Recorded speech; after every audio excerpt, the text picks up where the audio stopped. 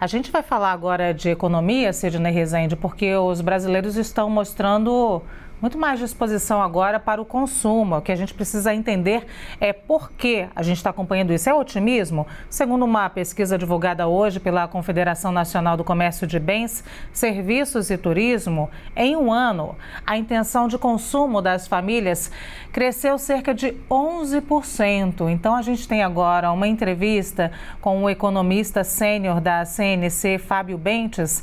Ele vai nos ajudar a interpretar, então, esses números, não é, Fábio? Obrigada, boa tarde.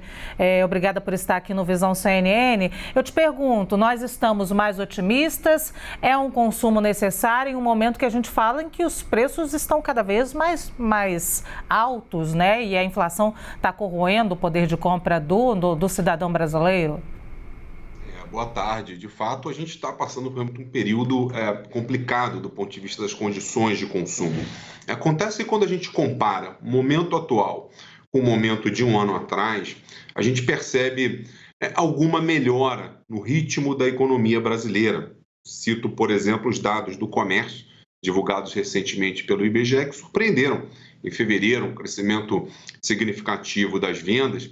Quer dizer, é um indício de que, aos poucos, a economia vai conseguindo lidar com essa inflação mais alta. Claro que isso não é fácil para o consumidor. O próprio mercado de trabalho, né, que ainda ostenta uma taxa de desemprego muito elevada. Se a gente comparar o mercado de trabalho hoje com o de um ano atrás, a gente vai ver que houve alguma melhora. É uma melhora moderada. E para o comércio, é importantíssimo o desempenho do mercado de trabalho. Aliás, é o comércio que dá lastro para o consumo no Brasil. Um outro fator que tende a impulsionar um pouco essa intenção de consumo é a liberação de recursos do FGTS nesse segundo trimestre de 2022. Isso, obviamente, não vai salvar o ano do comércio, mas vai fazer seguramente que o segundo trimestre seja melhor do que o primeiro desse ano, sem dúvida alguma. Gente, vamos lembrar que o ano passado estávamos em meio a uma pandemia, né? Temos os números melhores agora, ainda bem, que bom, mas não saímos da pandemia e se sairmos é possível que a situação melhore até para mais adiante. Mas o que você acha que é mais provável e melhor para o comércio? Ter um pouco mais de consumo, já que a intenção, segundo a sua pesquisa, é essa, ou quem tiver algum dinheirinho pagar as dívidas antigas, vamos dizer assim, para ficar com crédito em dia? O que você acha que o consumidor vai optar?